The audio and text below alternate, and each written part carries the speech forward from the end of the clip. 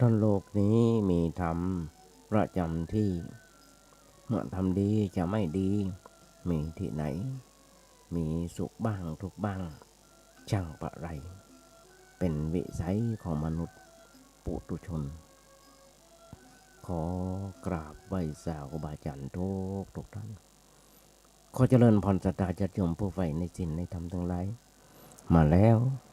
มาแหมแล้วรายการเสียงธรรมจากเน้นน้อยสั่งเดือจากวัดประแดงทั้งนี้โดยการนำของท่านประโกโคสิตปริยัติยาพรเจ้าวัดวัดประแดงเจ้าคณะตำบลสุเทพเขตหนึ่งเป็นประจำทุกวันพุธจาก10 โมงจนถึง11 โมงโดยประมาณดำเนินในการอุตมภาพสมณเณรสมพงษ์จากวัดประแดงนั่งจัดรายการอยู่ที่วัดประแดงส่งเสียงมายังสถานีวิทยุ FM 104.5 ของวัดไฟหินซึ่งทางวัดไฟหินก็มีท่านพระครูสมุวิศวัตรมรกิจโจเป็นนายสถานีและเจ้าอาวาสผู้ก่อตั้งสถานีวิทยุ 104.5 ของวัดไฟหินก็คือท่านพระครูปริยัติยานุศาสตร์ผู้เมตตาคือตัวธรรมภาพได้มีโอกาสฝึกมีโอกาสหัดโดยเฉพาะท่านพระครูโคสิตปริยัติยาบรเจ้าวัดวัดประแดงเจ้าคณะตำบลสุเทพเขตหนึ่งเป็นคนสอนธรรมภาพเป็นคนแรกเป็นอย่างที่เคยอ้วนตั้งแต่แรกวันแรกนาทีแรกสั่นยงซึ่งบ่เคยอย่างที่เคยอ้วนคำว่าเป็นความใฝ่ฝันอยากจะจัดรายการวิทยุตั้งแต่วันแรกจนถึงวันนี้เป็นมา16 ปีเพราะฉะนั้นญาติโยมทั้งหลายสถานีก็เหมือนกันสถานีวิทยุ FM 104.5ก็เหมือนกันเป็นปีที่13-14เนาะสถานีวิทยุ 104.5 ของวัดไฟหินนี่ก่อตั้งขึ้นมาก็โดยที่มีท่านพระครูปริยัติยานุศาสตร์มีความคิดกว้างไกลก้าวไกลจะมาก็ได้เบิ่งใบบุญนะครับคำสอนคำติคำชมจากครูบาอาจารย์หลายท่านด้วยกัน สุขภาพจะดีพ่องบ่ดีพ่องก็ต้องมานั่งนั่งจ่ายญาติโยมทั้งหลายได้ฟังกันครูบาอาจารย์หลายผู้หลายท่านแต่มาได้ส่งเทพที่บันทึกไปและญาติโยมส่งไปให้บันทุกวัน4 โมงมะแรงจนถึง2 ทุ่มขอความคิดหันขอคำติชมจากครูบาอาจารย์จากผู้รู้อย่างน้อยๆญาติโยมทั้งหลายก็เป็นการตอบแทนน้ำจิตน้ำใจให้กับญาติโยมทั้งหลายในยามโควิดแบบนี้ครูบาอาจารย์เพิ่นสอนมาตั้งแต่วันแรกได้บวช เพิ่นบอกว่าอยู่วัดจะไปอยู่บ่ได้มันไหว้พระสวดโยโกฮ้องแล้วเอานำธรรมคำสอนองค์พระสัมมาสัมพุทธเจ้ามามาจ่ายญาติโยมฟังพ้องต่อมาก็ได้ทำตามที่ครูบาอาจารย์เพิ่นได้สอนตลอดมาเกิดอย่างไรก็ญาติโยมฟังต่อมาบอกว่าจะมีอันอย่างเท่าใดบอกค่อยจะอันอย่างลึกซึ้งนอกจากว่าเกิดอย่างไรก็จะญาติโยมฟังแต่มาเป็นคนที่ชอบอ่านดื่มเอาหนังสือเข้ามาในห้องร้านเอาเท่าที่ได้วันนี้เพราะฉะนั้นญาติโยมทั้งหลายเกิดอย่างไรก็จะญาติโยมฟังคนเรามันเป็นแบบเนี้ยญาติโยมทั้งหลาย40ดื่มหน้า50ดื่มหลังผมจะอย่างไรล่ะ40ดื่มหน้า50ดื่มหลังเพราะฉะนั้นเกิดอย่างไรก็จะญาติโยมฟังคนเฮาญาติโยมทุกวันนี้แสวงหาแต่ความสุขบานบันใจจะมาได้อ่านข่าวหนึ่งจำได้เพิ่นบอกคนไทยเฮาดันโดนกันไปไว้พระเจ้าทันใจที่เมืองพม่าเพื่อขอความสุขความเจริญเพื่อขอความร่ำรวยทันหูทันตาแต่มาหันแล้วก็นึกจ จริงอย่างที่เพิ่นว่ายังก็เกิดเตอะบะคนพม่าประเทศพม่าเพิ่นเข้ามาในบ้านของเฮามาเพื่อหากินทำมาหากินส่งเงินไปบ้านไปจ้องเปิ้นไปเมืองของเปิ้นแม้กระทั่งเสียกะในหน้า30,000 40,000ก็ยังดันด้นมากันมาแล้วก็ต้องจับทุกยับส่งปิกคืนไปหำยังปิกเข้ามาอยู่บางคนยังอู้ภาษาไทยยังไม่ได้ถ้าหากว่าพระเจ้าดันใจเปิ้นมีความศักดิ์สิทธิ์จริงๆขอได้อย่างที่เปิ้นว่าจริงๆอย่างที่คนไทยเราดันด้นกันไปขอมันก็จะบ่มีพม่าเข้ามาในบ้านของเขาไปกันจนมืดฟ้ามัวดินเพราะอย่างญาติโยมทั้งหลายที่เปิ้นมาอย่างบ้านเขามาทำมาหากินเฮาเปิ้นก็ยังมีคนตุกแต่เฮากับปิกไปเข้าบ้านเปิ้นเพราะฉะนั้นนี่แหละมันเป็นอย่างที่น่าเกิดญาติโยมทั้งหลายคนเฮาต้องเกิดโดยกันสักน้อยนะครับคนเฮาต่างก็ปรารถนาเพื่อเกิดสิ่งดีๆขึ้นในชีวิตเช่นได้โชคได้ลาภเกียรติยศชื่อเสียงประสบความสำเร็จการงานก้าวหน้าเป็นต้นสิ่งตรงนี้มันเป็นสิ่งที่แน่นอนก่อนกู้ได้ว่าสิ่งเหล่านี้ปัจจัยหลักประกันแห่งความสุขที่แท้ถ้าแม้ได้มาแล้ว ก็ยังเป็นทุกข์ได้ใจว่ามันจะมีความสุขเสมอไปไม่ใช่เช่นบางคนได้น้อยกว่าคนอื่นก็บ่พอใจแล้วจะร่ำรวยขนาดไหนจะร่ำรวยขนาดไหนก็ไม่ใช่ว่าจะไม่ใช่ว่าจะบาแก่บาเจ็บบาตายเนาะหรือบ่สูญเสียคนรัก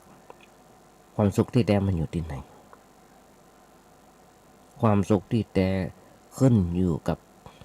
การวางใจอย่างถูกต้องถ้าวางใจเป็น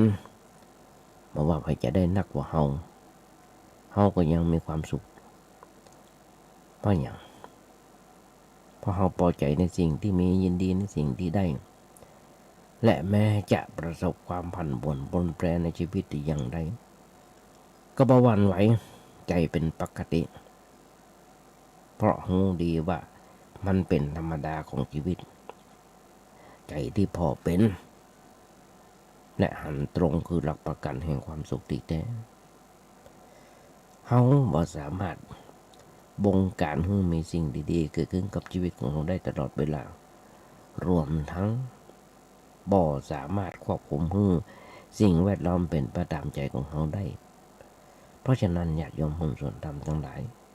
สิ่งร้ายๆสามารถเกิดขึ้นกับเราได้เสมอแต่หากเราสามารถวางใจได้อย่างถูกต้องเพราะว่าอันอย่างจะเกิดขึ้นก็อาจทำให้เราเป็นทุกข์ได้ถ้าเรารู้เราดูแลรักษาใจให้ดีย่อมบ่หวั่นกลัวว่าจะมีอย่างเกิดขึ้นแม้มีเหตุร้ายเข้ามากระทบก็ปล่อยให้มันกระเทือนถึงใจ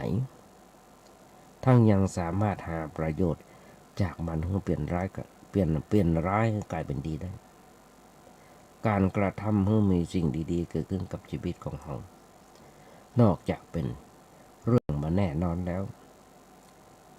ยังประเสริฐเท่ากับการทำให้เกิดสิ่งดีๆขึ้นในจิตใจของเราได้เช่นสติปัญญากรุณาและสมาธิเป็นต้นเพราะฉะนั้นญาติโยมหุ้นส่วนธรรมทั้งหลายตมายกบทกลอนบทหนึ่งยกของญาติโยมฟังมานี่หลายปีดีดังที่บอกว่าถ้าโลกนี้มีธรรมประจำที่เหมือนทำดีจะไม่ดีมีที่ไหนมีสุขบ้างทุกบ้างช่างพอไรเป็นวิสัยของมนุษย์ปุถุชนขยายใจความเมื่อญาติโยมฟังได้แบบนี้ได้มาหลายปีดีดักแล้ววันนี้ก็คือจะเอามาใจต่อครับมีบทกลอนบทหนึ่งตมาจำของท่านพระครูสังฆบริหารธรรมโนธรรมคุณโนเจ้าวัดสันทรายหลวงได้ว่าเพิ่นบอกว่าสร้างคันจะสะสวย ต้องหมั่นขัดสีคนจะดีต้องหมั่นฟังเทศน์อยากเป็นคนพิเศษต้องสร้างเหตุแห่งความดีเราจะออกจากบ้านจากยองไปวัดไปวาอาบน้ำฟังธรรมย้อนรอยความลองนึกบอกครอบครัวเขาลองนึกถึงพ่อครอบครัวเขายุคนี้บอกว่าละอ่อนบอกว่าคนใหญ่ต้องอยู่บ้านบนห้องโควิดมาเนี่ยนะ2 ปี3 ปีมาเนี่ยต้องอยู่บ้านทุกครัวเรือนทุกคนจะต้องมีโทรศัพท์อย่างน้อย1 เครื่องหรือว่า2 เครื่องคนเฒ่าก็ต้องใจจังคนหนุ่มก็ต้องใจจังเพราะอย่างพระรัฐบาลเพิ่นแจกแอปคนละครึ่งบ้องยังบ้องต่างๆมันเกิดโกลาหลขึ้นมานั่นคือสังคมก้มหน้าบอกให้สนใจกันละแม้กระทั่งที่กุฏิตมาบ้านญาติโยมทั้งหลายมาทำบุญต้องเซลฟี่ให้ก่อนขนาดฮับปอนปั่นปอนอยู่ฮับปอนอยู่ยกมือไหวอยู่โทรศัพท์มากิ้งกังตรงตองติ้งตองก็ต้องวางมืออย่างข้างหนึ่งยกไหวอย่างข้างหนึ่งพออย่างต่างๆมีนักญาติโยมทั้งหลายเป็นแบบนั้นสังคมก้มหน้าบางครั้งในโทรศัพท์ของแต่ละคนทุกคนมีการพนันเข้ามาแทรกเว็บไซต์เข้ามาหน่วยงานก็ไม่สามารถจะไปจับไปยับได้อันที่ได้มันเกิดเรื่องไงจริงๆหันอยู่ทุกเมื่อเช้าวันญาติโยมทั้งหลายในหลายประเทศที่มีหวยออนไลน์อยู่บุกเข้ามาขายถึงบ้านเราบุกเข้ามาขายถึงในห้องครัวเราบุกเข้ามาขายมันก็ตั้งละอ่อนมาจุมาหลอกตมาก็ประกาศต้องระวังโทรศัพท์แปลกๆหน่วยงานของรัฐเพิ่งก็ประกาศทีวีเพิ่งก็ประกาศข่าวให้ลงฟรีข่าวดีลงเสียสตังค์ขนาดด็อกเตอร์ยังถูกต้มถูกตุนเสียเงินเป็นล้านอันก็ญาติโยมทั้งหลายแล้วก็ไปโทษว่ารัฐบาลมาช่วยอย่างนั้นอย่างนี้เจ้าหน้าที่มาช่วยอย่างนั้นอย่างนี้คนเฮาถ้ามันมีความผิดมันต้องไปกลัวโง่นี้แม้กระทั่งเจ้าหน้าที่เองก็ยังโดนความเสียหายไม่ใช่น้อยก่อนที่จะอย่างต่างๆธนาคารเพิ่งมามีหนังสือมาธนาคารเพิ่งมาเตียวมาธนาคารเพิ่งมาโทรศัพท์แจ้งมาเพิ่งมามีแบบนั้นหน่วยงานอย่างต่างๆถ้าเพิ่งมีอย่างมาแจ้งเขาก็ต้องไปเองไปที่สำนักงานเองไปที่สำนักงานเองไปด้วยตัวเก่าอย่างน้อยๆญาติโยมทั้งหลายหมู่เนี้ยเสียเงินเสียทองกันบ่น้อยเลยเพราะอย่างทุกสิ่งทุกอย่างเท่าที่ผ่านมาเพราะความโลภของคนเท่านั้นความโลภจริงๆไปซื้อหวยเมื่อกี้วันที่ผ่านมาค่าเสียหายประมาณ100 กว่าล้านคน2 คนจุได้จุขายหวยรัฐบาลว่าใครจะซื้อหวยรัฐบาลไปขายเพราะฉบับละ70 บาทก็จำผิดขนาด80 บาทยังหาซื้อมาได้นะเอาไปเอามาเสียหายกันบ่น้อยจับได้2 คนเดือดร้อนอยากยอมตรงไหนขนาดสมรักคำสิงยังโดนเพราะฉะนั้นเนี่ยอยากยอมตรงไหนคนเฮา สังคมก้มหน้าข่าวให้ลงฟรีข่าวดีลงเสียสตางค์เปิ้นมีข่าวของพ่อบ่พ่อก็นิยายน้ำเน่านครน้ำเน่าพ่อก้มกันนะก็พอทีวีก็พอก็โทรศัพท์ไม่ทำอย่างญาติโยมต่างหลายแต่มาหันแล้วมันสังเวชสังเกตสังการหน่วยงานยาเสพติดเนี่ยต่างๆหมดเนี่ยพ่อแม่ก็ไปโต้ยเฝ้าละอ่อนนุ่มนำกับไม้บะเดียวญาติโยมทั้งหลายกายหน้าบะได้ก็จะฆ่าจะฟันกันหันกันอยู่ญาติโยมทั้งหลายทำให้พ่อแม่เป็นห่วงเปิ้นฮ้องว่าบ่วงเปิ้นบอกไว้เป็นบทกลอนเปิ้นบอกว่าบ่วงตัณหาหักลูกเหมือนเชือกผูกคอหักผัวเมียนั้นหนอเหมือนปอสุกซอกเหมือนปอสุกซอกหักสมบัติภายนอกเหมือนปอกสวมของทางความหักและตัณหาญาติโยมทั้งหลายเปรียบเสมือนบ่วงรัดคอเมื่อเชือกหรือว่าบ่วงมัดรัดคอจะยิ่งดิ้นรนยิ่งเจ็บดิ้นหนักเจ็บหนักดิ้นน้อยเจ็บน้อยมันมีเลยก็บ่เจ็บ แม้นแต่หยุดดิ้นเห็นแล้วแก้เชือกออก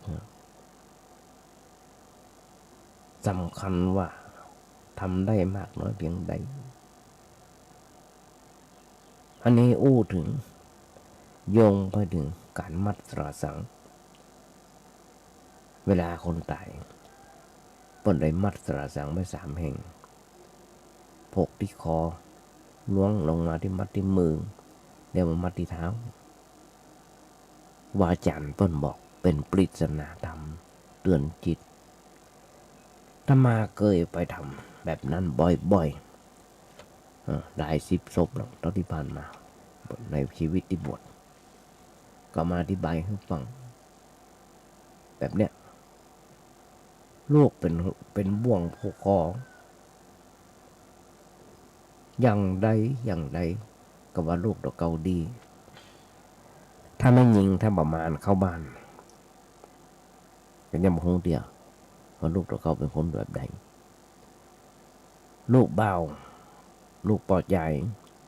ถ้าบัดติดคุกติดตารางศาลบัดตัดสินก็ยังมาเชื่อเดียวมาลูกดอกเกาบัดดีจังดาวบามันซื่นหันก้าวเอารถไปโจรท้ายรถเมย์เพราะอย่างเพราะไล่ฟันเปิ้นไอ้คนฟันกับฟันไอ้คนขี้ก็ขี้เผลอเจ้ามีดไปฟันเปิ้นก็รถไปโจรก้นรถเมย์ดีบาเจ็บบาเป็นละอ่อนทั้งนั้นน่ะญาติโยมทั้งหลายเพราะฉะนั้นเนี่ยหักลูกต้องหึงโหต้องหึงหันลูกบ่ได้ตั้งตัวผัวเมียบ่ได้ดังใจธุรกิจชีวิตบ่ได้ดังใจเฮาทำอันหยังบ่ได้นอกจากทำใจมันไม่ใช่ง่ายๆญาติโยมทั้งหลายทำใจเนี่ย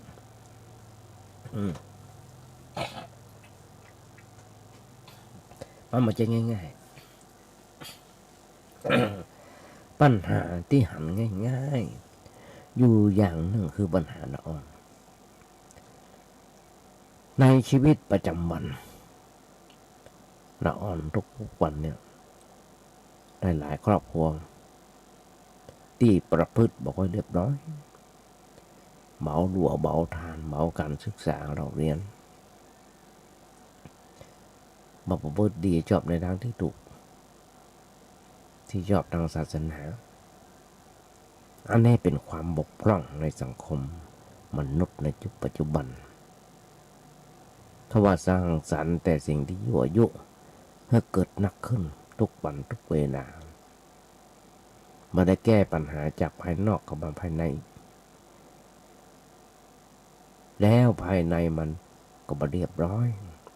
สิ่งแวดล้อมสิ่งยั่วยุที่ทำให้เสียคนมันมีนักนอนหมูจักในสิ่งเหล่านี้เปิ้นก็เข้าไปเกี่ยวข้องกับสิ่งนั้น และบางทีเปิ้นหันคนใหญ่ประพฤติอยู่อย่างหมดงันสันเราอย่างนั้นเปิ้นก็คิดก็ผันมาเปิ้นคิดเปิ้นฝันไว้ในใจในขณะที่อายุยังไม่ถึงเวลาเมื่อเขาใหญ่นะกาบ้านขึ้นมาเมื่อใดเขาจะทำอย่างนั้นพ่อจะได้ทำอย่างอี้พ่อจะได้แต่งตัวอย่างนั้นอย่างอี้พ่อไปเอวส่วนสีตามกับพับตักแบะอย่างต่างๆแบบนั้นพ่อ อันเนี้ยญาติโยมทั้งหลายมันเป็นความฝันอยู่ในใจของน้องอ่อนตลอดเวลาญาติโยมก็ต้องกึกไว้นะคนโบราณเพิ่นว่าขนาดพ่อแม่ผิดหัวกันปุ้นผิดเอากันตอนนอนหรือไม่ก็ผิดเอากันปุ๊บกลางโต่งในครัวมือหลงลูกมือเต้าได้หันเป็นแบบนั้นหรอกพ่ออย่างพ่อบ่ได้ยินบ่อยากจะให้ลูกหลานตันเต้าลูกเต้าเขาปั่นได้ยินเสียงกำด่ากำจมของเขาอันเนี้ยมันเป็นความฝันของน้องอ่อนที่เป็นอยากจะรู้เป็นความอยากรู้อยากเห็นเป็นการสร้างสมสิ่งที่บดีแบบงามเมื่อเกินในจิตใจละอ่อนวันนั้นเล็กวันนั้นน้อยก่อยพอกพุ่นหนาขึ้นเมื่อมันสุกงอมสุกรอบหรือว่าหันแก้ตัวก่อยพอกหนาขึ้นมันก็ไหลไปในทางชั่วทางต่ำทันที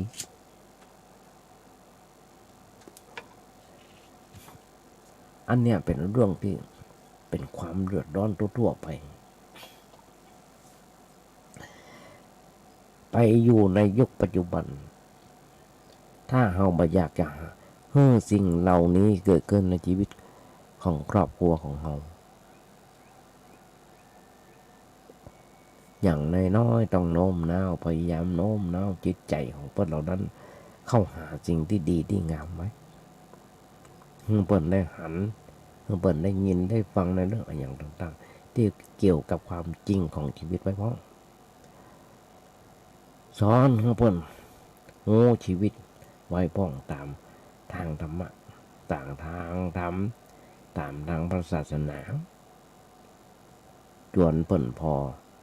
จวนเปิ้นสนทนาเรื่องปัญหาต่างๆอนาคตของชีวิตถ้าเปิ้นคิดก้าวหน้าตั้งเนื้อตั้งตัวประพฤติดีประพฤติชอบอันจะเป็นประโยชน์แก่สกุลแก่ครอบครัวต่อไปพ่อแม่ที่หวังจังสกุลนั้นต้องให้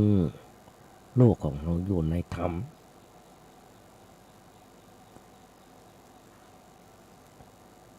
หลวงปู่หลวงบ่อพุทธบอกถ้าธรรมะไม่กลับมาโลกาจะวินาศ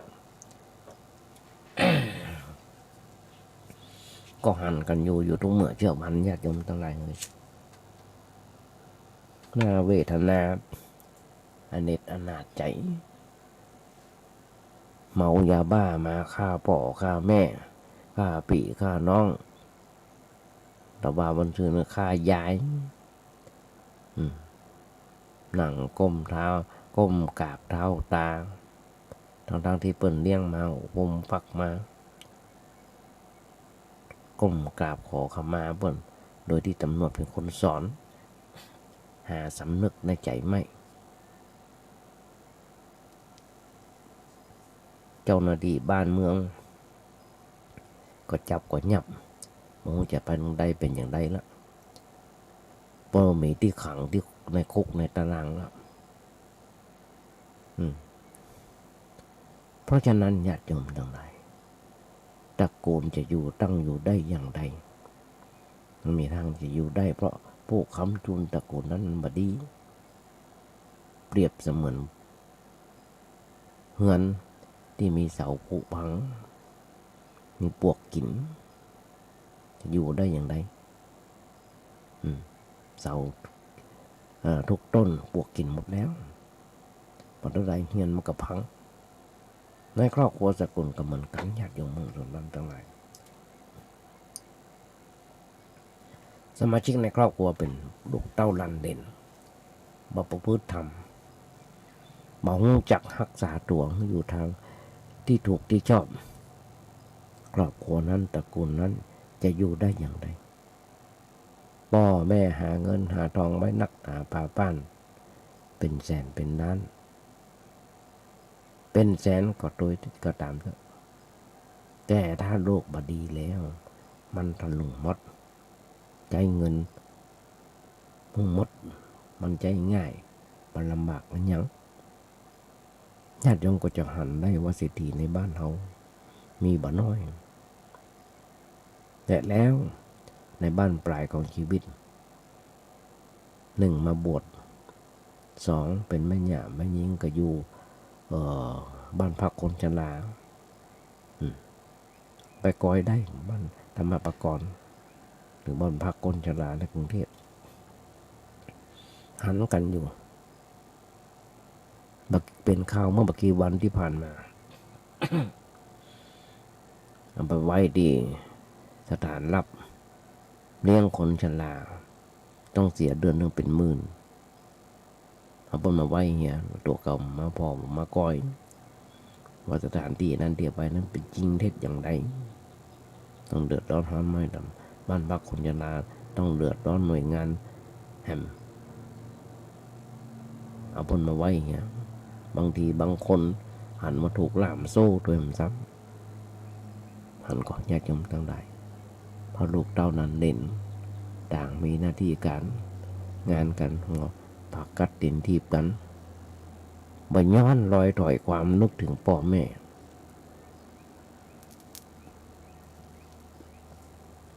เลี้ยงเขามาฟูมฝักส่งหึ่งหับเหมือนมีหน้าที่การงานปนอุ้มปนอะไรอย่างต่างๆจะมานึกถึงพระพยอมกัลยาโนปนได้อุ้มเมื่อหลาย10 ปีแล้วปนบอกว่าปนมีป่อที่ขี้เมาโดยเสาะหามาป่อไปยุบเราที่ไหน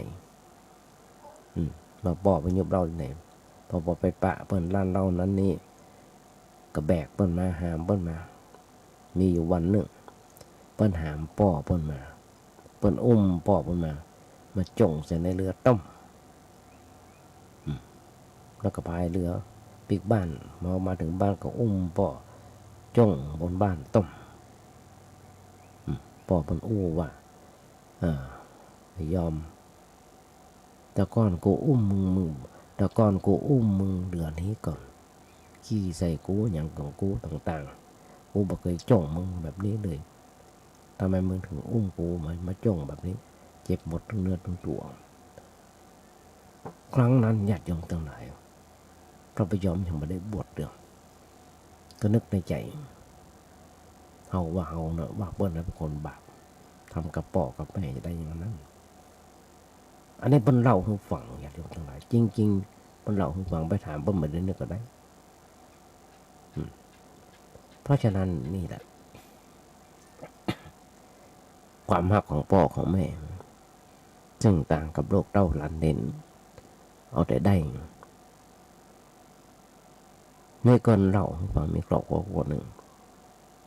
นะครับมรดกหลายล้านใจปีเดียวหมดไป2-3 ล้านบนจมกันโอ้มันใจเงินเหลือขนาดพอใจหมดไปอย่างนั้นแม่บัวบอกว่าลูกบ่าวว่าบอกไว้มันใจเงินอย่างอี้ชิบหายหมดที่ได้ไว้มันจะหมดเพราะปีเดียวใจเงินหมดไปปี2-3 ล้านซื้อใหญ่เลยพอได้เงินมาซื้อใหญ่เลยเที่ยวสุนทรีให้หาหมดเงินจันเล่าชวนเพื่อนฝูงมากินเหล้ากินเลี้ยงกันที่บ้านอันเนี้ยเปิ้นห้องว่ามันเมาแล้วเมาในทรัพย์สมบัติเมาในความหมดเงินสันเล้ามูจักใจผลที่สุดหมดแบบไม่เหลือ ต้นห้องมาคนฐานมันมาเหมาะไปเอาของใหญ่มาวางไว้บนฐานมันก็ล้มลงนั้นฐานมันน้อยอย่างเอี้ยถ้ามาอู้แบบเรื่องแบบเนี้ยมาอู้บ่อยๆหลายคนที่ฐานมันน้อยฐานมันเตี้ยฐานมันเล็กบางคนฐานมันเล็กคือพื้นภูมิของจิตมันน้อยน่าจะหึ่งอะไรอย่างมันใหญ่หน้ากาบานใหญ่โตมโหฬารหรือว่าได้เป็นใหญ่เป็นโตขึ้นก็ไปบรอดเพราะว่าฐานมันน้อยมันจักรักษาจิตใจมันกันญาติโยมทั้งหลายหลายๆครั้งที่มีคนมานั่งนั่งจ่าอาตมาภาพอาตมาบวชวันที่36กว่าปี36 ปีเคยเคยสอนไม่ใช่ว่าสอนอย่างเช่นคนมาขอเลิกแต่งงานก็จะในเรื่องของชีวิตการแต่งงานในเรื่องของชีวิตการแต่งงานเพิ่นฟังคนมาขอเลิกแปลงบ้านหรือว่าเลิกขึ้นบ้านใหม่เลิกผ่านาทีขึ้นบ้านใหม่แม้กระทั่งมาขอเอารถมาเจิมหรือว่าจะเป็นรถเครื่องรถยนต์ตมาก็ทำแต่ก่อนจะทำต้องกันก่อนอย่างเช่นมัดมือรถเจิมรถนั่นคือสติพอตมามัดมือเพื่อนต้องมัดมือคนก่อนต้องมัดมือคนก่อน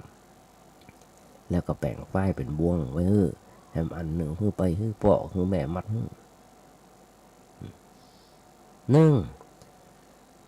ก่อนจะขับรถต้องมีสติ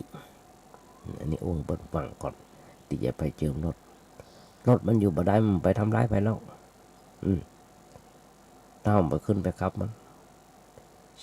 2ก่อนจะขึ้นไปนั่งรถขับรถต้องยกมือไหว้มันก่อนนั่นคือสตินั่นคือสติ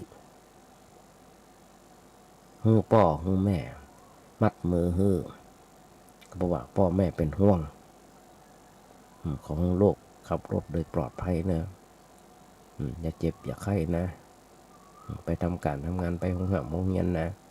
อันนี้อย่างหนึ่งละที่จะมาทำบ่อยทุกครั้งแล้วก็ลดน้ำมนต์เบิ้ลแล้วก็เอาไปตัวอธิบายไปตัวว่าขับรถต้องมีสติอย่าใช้อารมณ์ขับรถใช้สติขับรถตัวมันมีสติต้องหูกฎจราจรตัวอันอย่างต่างๆพอมาถึงเรื่องนี้ก็มาถึงเรื่องการแต่งงานมีครอบครัวมาถามทุกคนว่าครอบครัวคืออย่างแต่งงานคืออย่างแต่มาก็ดึงบอกปนตอบอ้อมโลกตอบรูปก็เลยอธิบายให้ฟังว่าแต่งกับงานอย่างไรแต่งกับงานนั่นคือเขาอยู่คนเดียวเขาซักเสื้อผ้าคนเดียวบ่เดือดร้อนไผจะนอนลกกี่โมงก็ได้จะไปทำงานก็ได้ไปทำงานก็ได้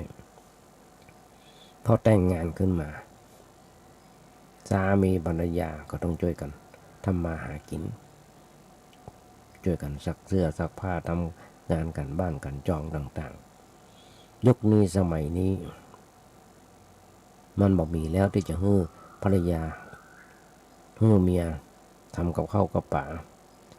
ทำความสะอาดทำซักเสื้อซักผ้าทำงานบ้านอย่างเดียวบ่ใช่จะต้องช่วยกันทำมาหากินออกบ้านเหมือนกันแจ้งมาก็ออกบ้านทำงานทำการทำงานเหมือนกัน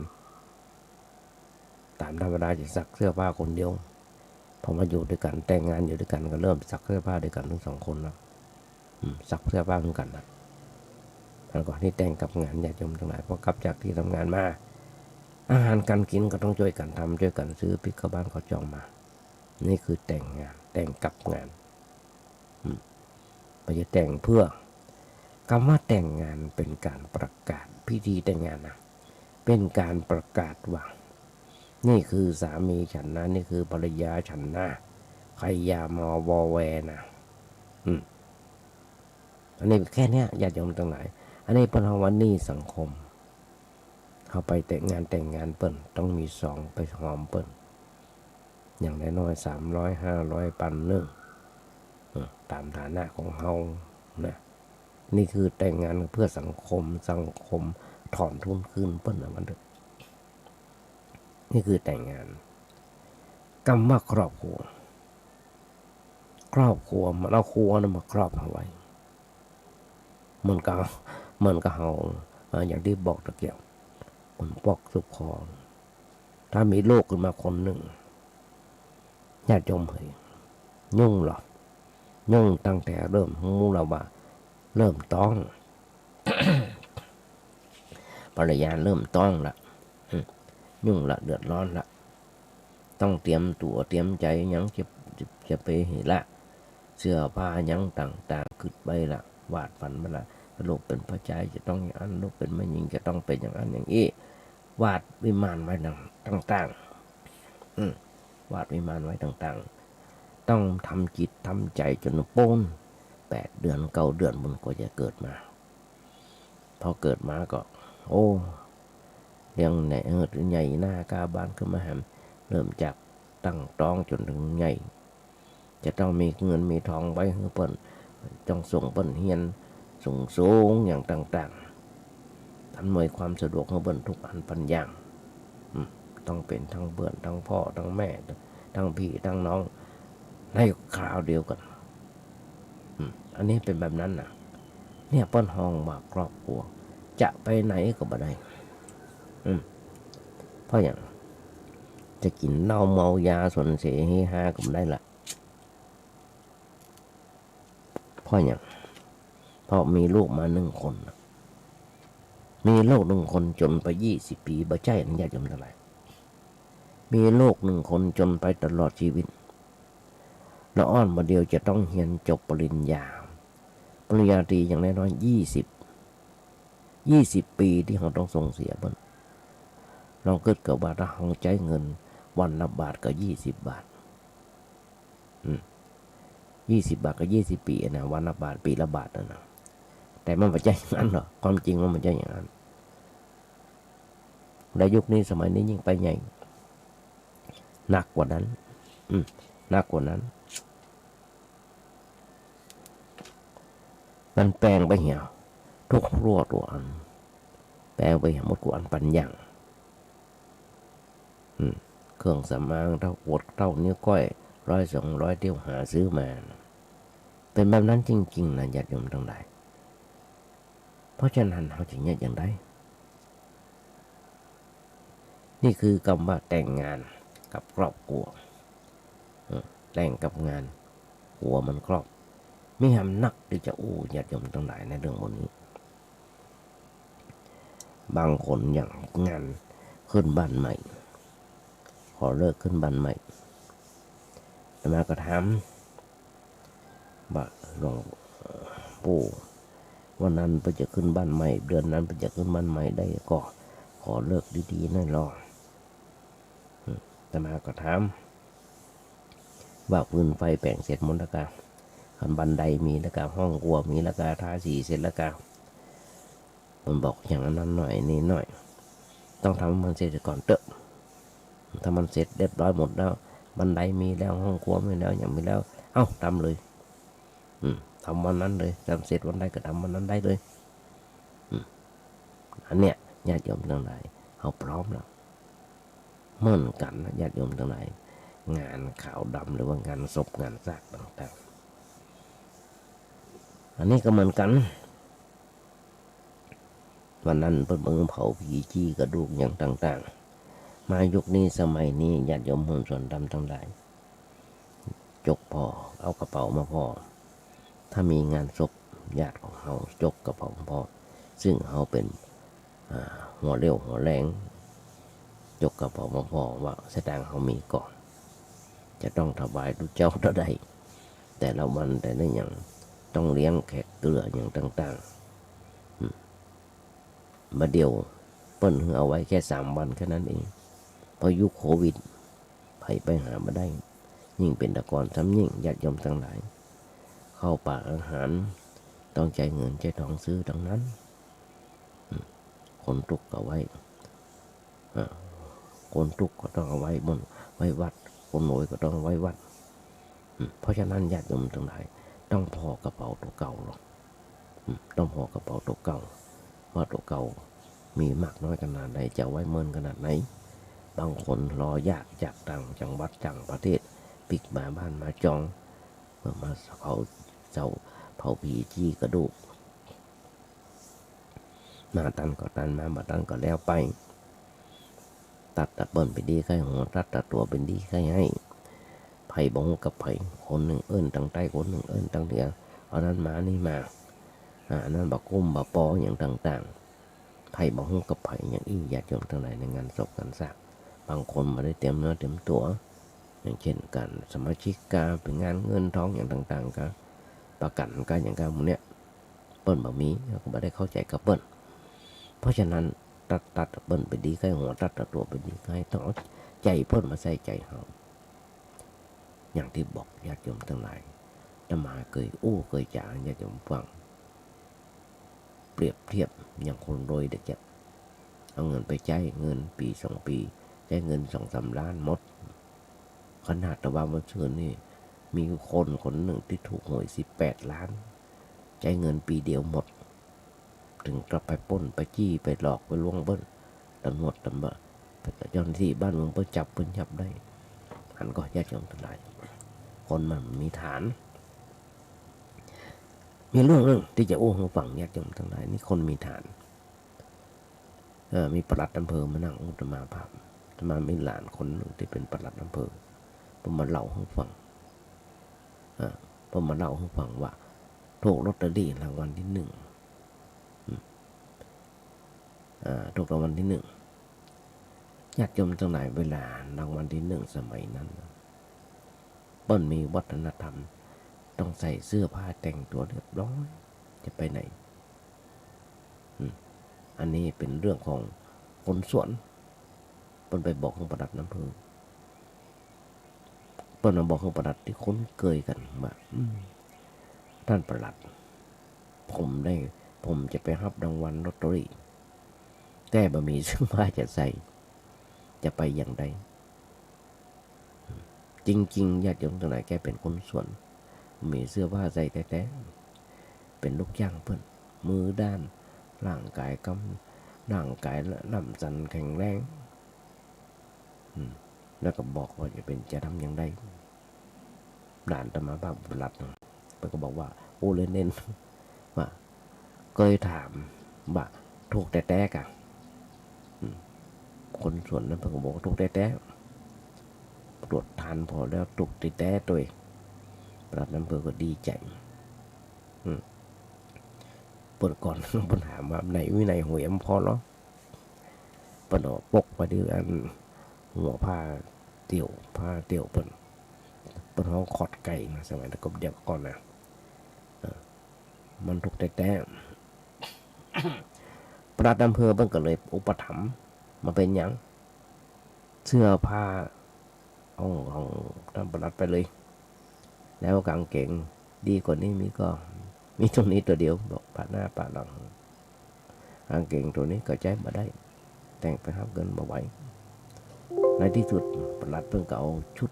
มาให้เพิ่นแต่งเรียบร้อยปาไปรับเงินแล้วก็ช่วยนำไปฝากธนาคารไปอย่างแล้วปลัดถามว่าได้เงินแล้วบอกคิดจะไปเอียงส่วน4-5ครับบอกว่าบ่ไหวครับคนส่วนคนนั้นบอกว่าบ่ไหวครับจะไปม่วนเงินสันเล่าเมาละผมจะเอาเงินไปซื้อที่ดินเพื่อจะทำให้ใส่สวนเพราะว่าเป็นลูกจ้างเปิ้นมาหลายปีดีดักแล้วอยากจะทำสวนน้ำของเป็นของตัวเก่าอยากมีที่ให้ที่นาเป็นของตัวเก่าเลยให้ท่านประหลัดแนะนำช่วยเหลือ ในเรื่องที่จะซื้อหาที่ดินอะไรอย่างนี้เลยมาเบิกเงินไปซื้อที่ดินแปลงนี้สาวก็ให้สมัยนั้นนะสาวก็ให้สมัยนั้นซื้อที่ดินแล้วก็ซื้อเสื้อผ้าซื้อเสาไม่ใช่เสื้อผ้าซื้อเสามากั้นเป็นบริเวณแล้วก็ลงมือทำงานจ้างคนอื่นพ่องเปิ้นเอาจริงเอาจังเนี่ยผลที่สุดแล้วตั้งตัวได้เป็นหลักเป็นฐานอันนี้เปิ้นว่าคนมีฐานอันอย่างตกลงมาฐานมันก็บ่เอียงมันคงเรียบร้อยแต่ถ้าฐานบดีพออย่างมันล่นลงมาก็เอียงไปสุดไปอันนั้นก็คือว่าส่วนสีเหล้ายาป่าปิ้งเปื่อนผงอย่างต่างๆมาห้องปอเลี้ยงแม่เลี้ยงอย่างต่างๆลงละเลงไปกับทั้งหมดเพราะฉะนั้นนี่แหละอยากจะมาบนห้องเปรียบเสมือนคนที่3 ล้อถูกลอตเตอรี่สามารถก้าวหน้าไปด้วยความเรียบร้อยประเดี๋ยวเนี่ยญาติโยมทั้งหลายคนเฮาโอ้ญาติโยมฟังหลายเรื่องหลายอันหนักหนาป่าลองก็เจอคนเฮานะ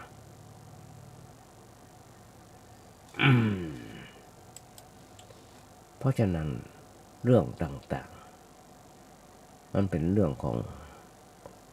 คนเฮาที่ต้องทำมาหากินทำมาหากินต้องยกนำทำคำสอนองค์พระสัมมาสัมพุทธเจ้าคนเฮาทุกเมื่อเจ้าวันนี้ญาติโยมทั้งหลาย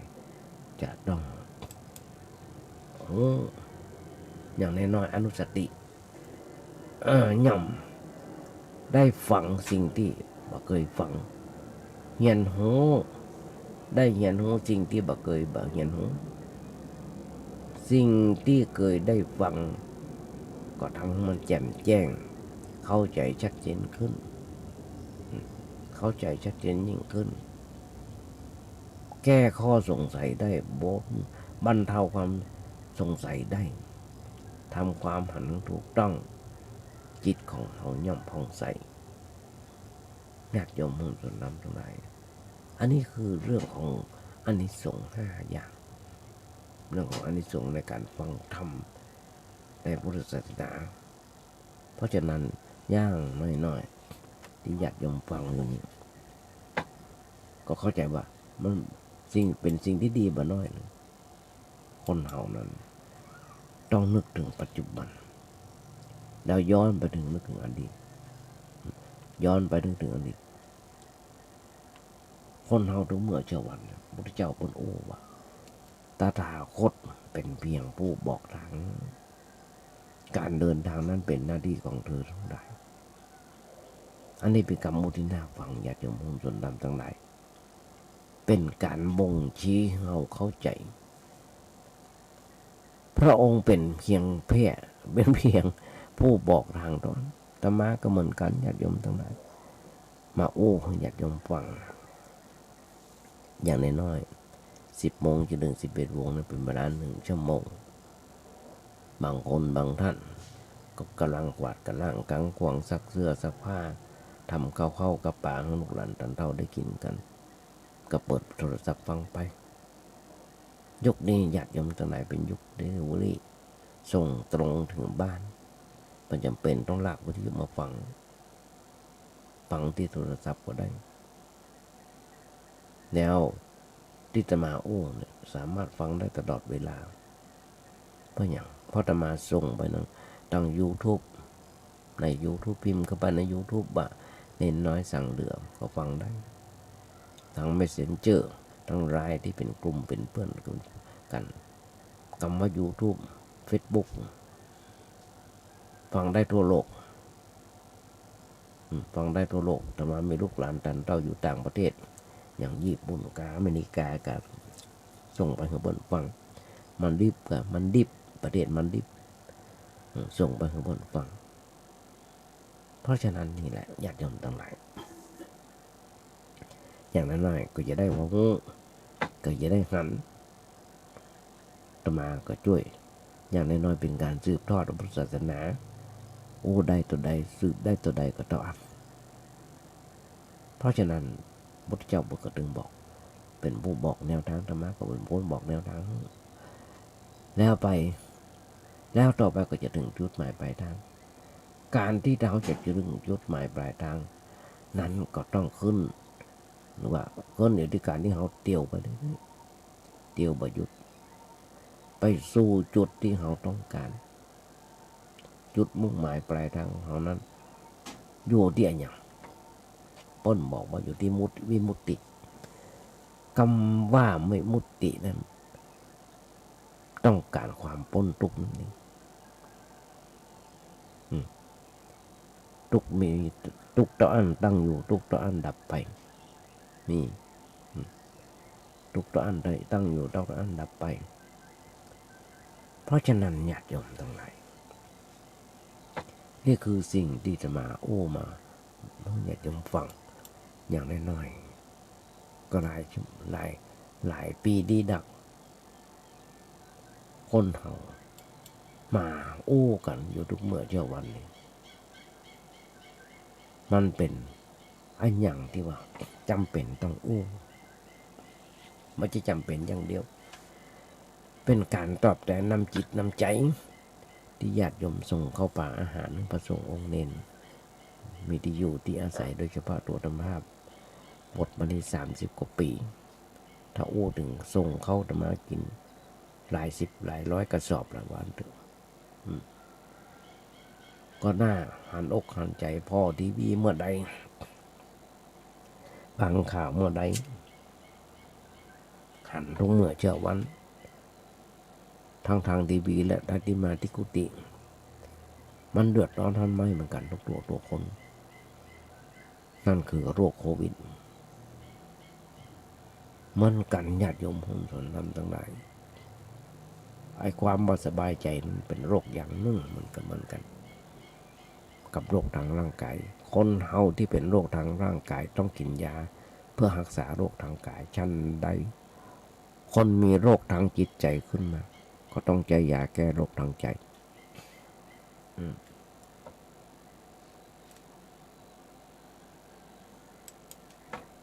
ต้องแก้ยาโรคทางใจโรคทางใจมันกับโรคทางกายคือโรคทางกายมันมีตัวเชื้อโรคมาประกอบประเภทต่างๆที่เข้ามายึดเอาร่างกายเป็นเรือนเป็นที่อยู่ของมันทั้งหมดเป็นที่อยู่ของมันคนใดที่ยังมีร่างกายปกตินั่นหมายความว่าความต้านทานทางร่างกายนั้นยังดีอยู่เมื่อความต้านทานทางร่างกายยังสมบูรณ์พร้อมเขาก็จะเอาชนะมันโรคนั้นได้เพราะฉะนั้นญาติโยมพุทธศาสนาทั้งหลายเดียวมาพอเวลาเวลาหมดแล้วล่ะอาตมาได้ขยายใจความให้ญาติโยมฟังในเรื่องของบทกลอนที่บอกว่าถ้าโลกนี้มีธรรมประจำที่เมื่อทำดีจะไม่ดีมีที่ไหนมีสุขบ้างทุกข์บ้างช่างปะไรเป็นวิสัยของมนุษย์ปุถุชนโอ้ได้แบบเนี้ยขยายใจความให้ญาติโยมได้แบบเนี้ยญาติโยมฟังแล้วเป็นอย่างไรพ่องก็โทรศัพท์มาโอ้มาจากอาตมาภาพได้โทรมาโอ้มาจากกันได้ทำร้ายรายการวันนี้ญาติโยมทั้งหลายก่อนจะนำรายการนี้จากไปของานบุญงานกุศลญาติโยมฟังสักน้อยซึ่งทางวัดประแดงของเขาตอนที่ผ่านมาอาตมาประกาศเสมอว่าทางวัดประแดงเขามีการก่อร่างห้างแปลงซ่อมแซมเสนาสนะทำที่วัดประแดงของเขาโดยที่ท่านพระครูเจ้าวาดเปิดได้แปลงกำแพงวัดกำแพงกับบันไดนาคกาเริ่มจะสำเร็จบันไดนาคเสร็จแล้วกำแพงก็เริ่มจะเสร็จตอนนี้ยังเหลือกำแพงรอบวิหารยังประเสร็จเริ่มทำมาแล้วอย่างญาติโยมอัปเดตท่านพระครูเพิ่นอัปเดตเพิ่นเอาโฮบมาออกส่งมาให้ธรรมภาพถึงวันทำเฟซบุ๊กต่างๆของวัดประแดงญาติโยมหันอยู่ก็ยังเหลืออยู่จะมีแหมนักอยู่ที่จะต้องเริ่มปฏิสังขรณ์ต่อไปแหมเริ่มซ่อมแซมต่อไปแหมเพราะฉะนั้นญาติโยมจะร่วมทำบุญสุนทานด้วยกันเพราะว่าอิฐหินดินปูนทรายไม้ก็ดีสีก็เอาโทรศัพท์ไปถามท่านพระครูเจ้าวาดได้เบอร์เพิ่นมีอยู่ว่า081